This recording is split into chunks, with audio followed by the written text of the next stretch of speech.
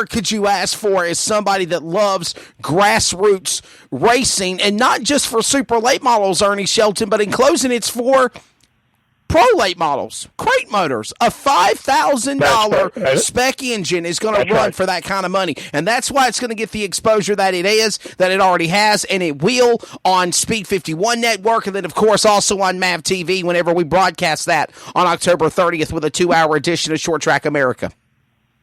Yes.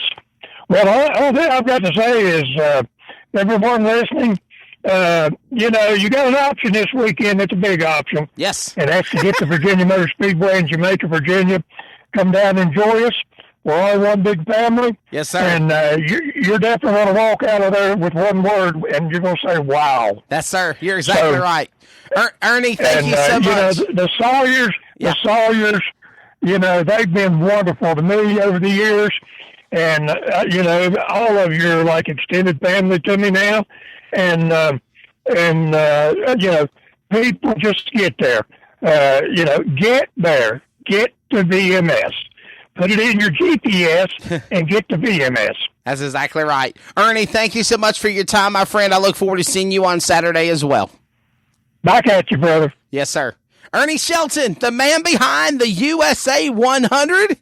And what it is, Mr. Voice, why don't you just tell them more about it? We'll be back in a moment with Brian Campbell. It's dirt slinging, hard tossing, edge of your seat action. It's the 43rd Annual USA 100 at Virginia Motor Speedway, Saturday, June 15th. Don't miss the 900-horsepower monsters of dirt and a night of high-octane, ground-pounding excitement featuring the ultimate Super Late Model Series in a $20,000 to win battle. 8 to 4 p.m. on-track action at 6. For info, call 804-758-1867 or go online at vamotorspeedway.com. Saturday, June 15th, Virginia Motor Speedway. We'll sell you the whole seat, but you'll only need the edge.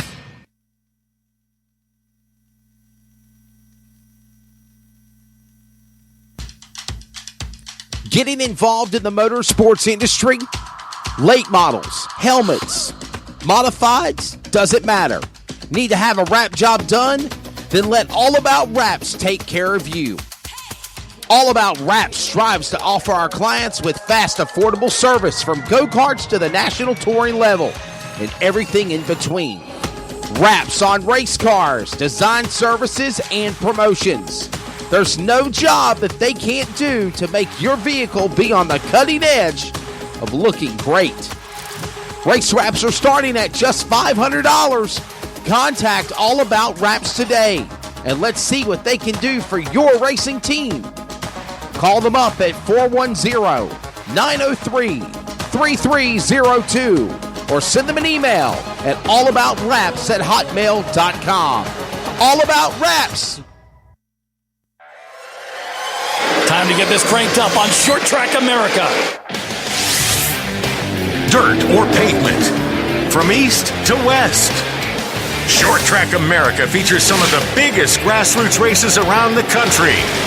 Super late models to street stock racing. If it's on a half-mile or smaller track, it's on Short Track America.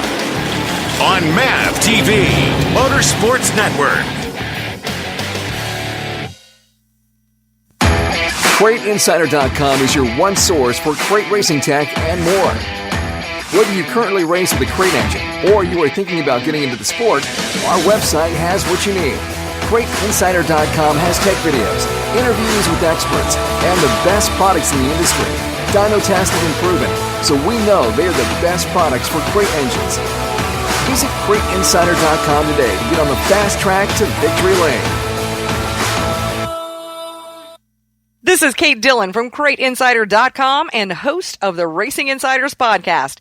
You are listening to my awesome friend Wesley Spider Monkey Outland. Now back to Finish Line. This is Finish Line.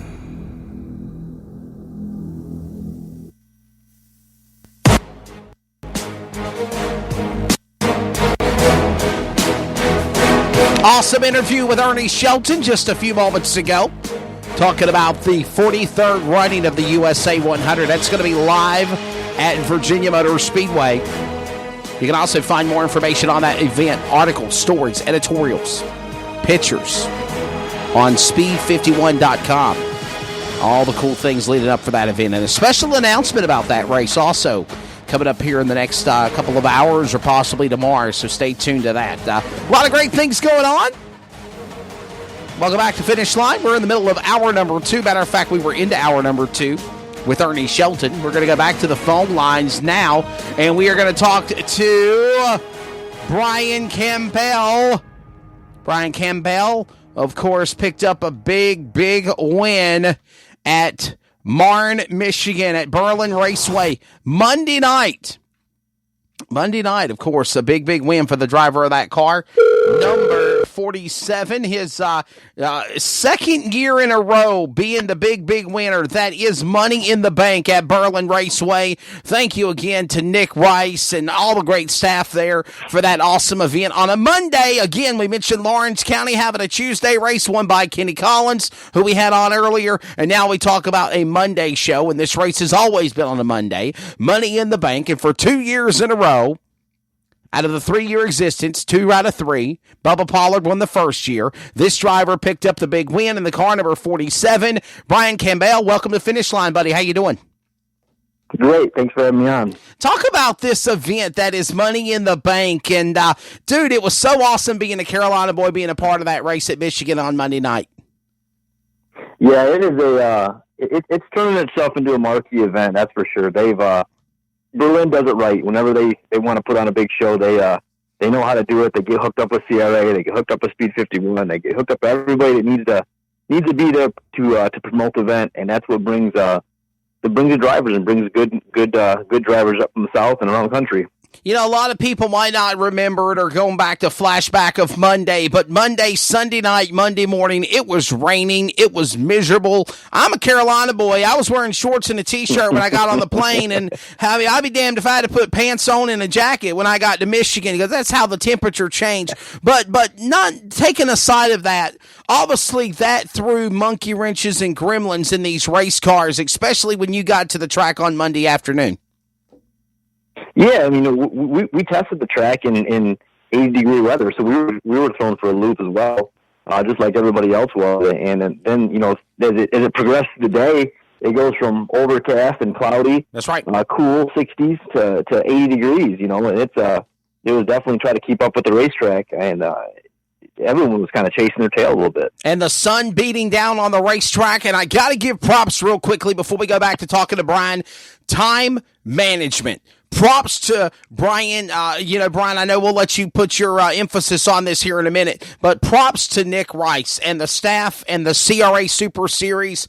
Time management, the main event outlaw program. Phil Boswell won that event, and that was cool seeing those outlaw late model wedge cars. I've never seen them before. I wish there would have been a bigger car count, but they also said that, hey, we knew it was going to be this way because of Monday. I think there was 10 or 11 cars, 30 cars for the CRA Super Series. But again, time management. I do not understand, and I'm going to get on a soapbox here with you, Brian, on the program, and then you can show out your thoughts on this. 2 classes. They started at 6:30. The checkered flag fell just before 9:30 on a Monday night. The place was pretty packed. They were going up against the NASCAR Cup race rescheduled Monday show at Michigan as well, just about, 75, 80 miles down the road. And in addition to that, it was only 2 classes. I do not understand where these promoters have the mindset of they have to run 7, 8 classes on a regular race night and expect a good outcome. You need to have a good, timely show, and Nick Rice and the people at Berlin Raceway did just that, Brian. They certainly did. Nick is new to Berlin, and he is certainly positioning himself as the guy in charge and the shot caller. And for what I can tell, early in his Berlin life, he's doing a very good job at managing not only the time but the people and the fans, kind of the whole thing on a Saturday night. Well, and a Monday night, I guess. And he's doing well. He's doing well. So kudos to the owner, Don DeWitt and Mike Bursley for putting Nick Rice in charge of this deal. It's amazing what they've done with that facility. A 70-year history coming up next year on Berlin Raceway in Marne, Michigan, and a great atmosphere. Brian, one of the things that I found out was it reminded me a lot of a ballpark atmosphere, and then after doing some research and studying on the promoters, they are former baseball promoters as well. They had a minor league baseball team. So a lot of the amenities that go into a minor league baseball stadium, they put into Berlin Raceway with the big video board, with the scoreboard, with the fancy lights, with the nice seating, with all of the amenities, the great food that are very affordable, might I add. I mean, you go to the pits and you get a hot dog for $2, and I'm not saying that it's anything like Martinsville hot dogs, but I mean, it was original. It's it's an original ballpark Frank, like you get at the ballpark. They plump when you cook them, and they were so delicious, and so many other great things that they've done to that racetrack. And of course, got to give props to Andrew Hain and Glenn Luckett and R.J. Scott and everybody with the CRA, the Champion Racing Association. They've been around almost, I think, 20 years, and they've done a phenomenal job with their sanctioning body also. They certainly have. They continue to grow, just like everyone else tries to grow and get better. They do the same thing, and I'm glad that Berlin and CRA still has a relationship, and they can be a part together in an event like this. Same thing with the upcoming event, the Berlin 251. Yes, we're going to talk about that. It's going to be happening in August. That's exactly right. They're going to be partners with that as well. So it's a good partnership there, and I'm thankful to be able to race with them. Yeah, and being a native of Wyoming, Michigan, you're what, like 20 miles down the road from Marnet? That's basically your home track, so to speak. Yeah, I grew up racing there. As a young, I guess I started old. I started when I was 21 years old, so I started a heck of a lot older than everybody else did. But growing up with my dad racing at Berlin, and I started there. So yeah, that's certainly my home track. And one of the races you were just referring to is the Berlin 251, and that is going to be on Saturday, August the 17th. That's actually the same night of the NASCAR Bass Pro NRA night race. We were talking to Dave McGee about at Bristol Motor Speedway. But that event, again, will be at Berlin Raceway, and that will be a big, big show for the CRA Super Series, the JEGS CRA All-Stars, and the Budweiser Super Late Models, a tri-sanctioned program with CRA's events, Pro Late Models, Super Late Models, and the Budweiser Late Models, a part of the Berlin Raceway. And do you feel like a pro late model has a legitimate shot, Brian Campbell, to win at Berlin in this race? 251 laps, that's grueling on a crate motor. It is grueling, but in August, that track gets awful slick. Okay. And I'm here to tell you, Johnny Van Dorn, from what I understand, led this race, led the Money in the Bank. Yep. With a crate motor. He did. Yes. So he, he kind of showed it can be done, and I think it's going to come more prevalent in August when this place gets real slicked up and gets 85, 90 degrees out like it should be.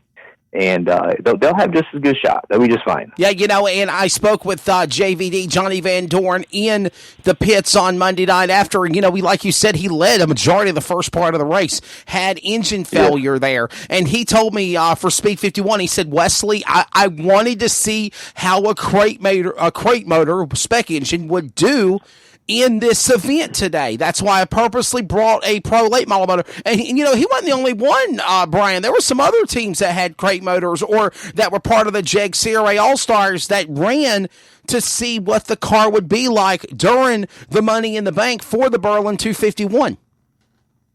Yes, sir. They'll be able to compete just fine. It's not so many years ago where CRA used to come to town and run like 100 straight laps. Wow. And I'd bring my crate motor out there and win with it.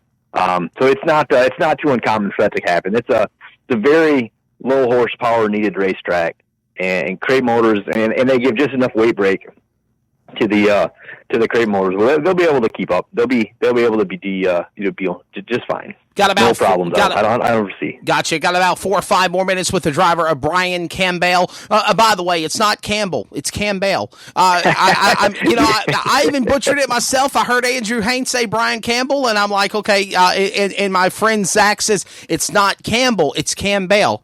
And I'm like, well, where the hell's the P at? He's like, it's silent.